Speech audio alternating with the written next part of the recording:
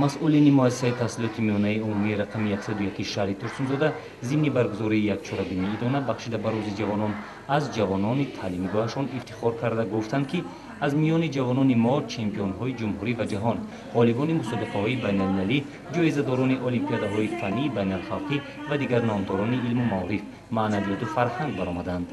نام چندی از سابق ختم کنندگان تعلیمگاه که امروز در ساختارهای گوناگون کار و فعالیت دارند ذکر یافت و با باوری گفته شد که ختم کنندگان این سال نیز آینده برای خلق و وطنشان صادق خواهند بود. شاگردان مؤسسه تحصیلات میانه عمومی رقم 101 رقص‌های موزون و سرودهای شنیدنیشان را پیشکش ساختند.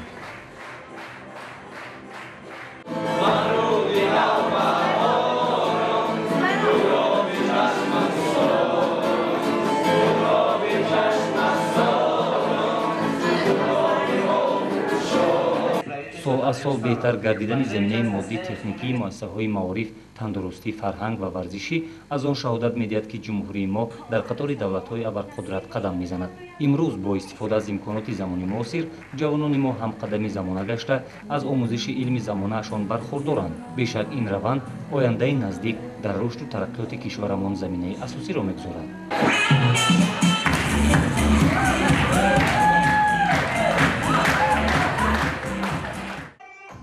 از تجلیل روز جوانان خوانندگان مؤسسه تحصیلات میانه عمومی رقم 7 به نام علیشیر نوایی شهر نیز استقبال کردند. در تالار مجلسگاه شاگردان سرودهای شنیدنی، رقص‌های موزون و شعر و برآمدهایشان را پیشکش ساختند که بساط دیدنی بود.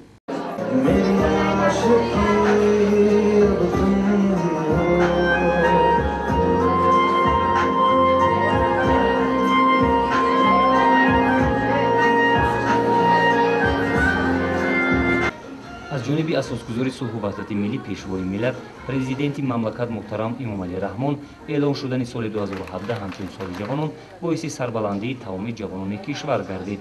نسل جوان ترسونزاده شهر نیز از این تدبیر خیلی سرفرازند.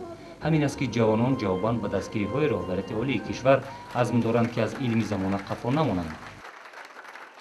و این سال طبق نقشه مؤسسه 70 نفر ختم کنندگان مؤسسه تعلیمی باشد. اگر این سال در مرکز ملی تستی جوانان همین مؤسسه زیاده از 50 نفر طریق مرکز ملی تستی حجت‌های خود را سپاریدند و ما همه ساله می‌دونیم که